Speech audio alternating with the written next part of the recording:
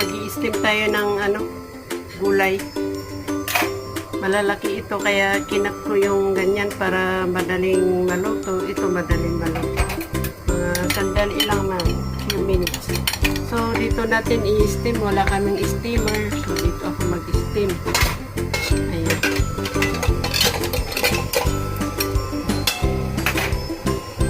Para mas maganda daw yung steam na para hindi lumabas yung sustansya sa siyempre pag iboboil pero minsan depende ng minsan ini-steam ko ganyan. Pareho silang madaling maluto. So lang siya, ilang minutes lang. Ayan, naluto na po ang ating gulay.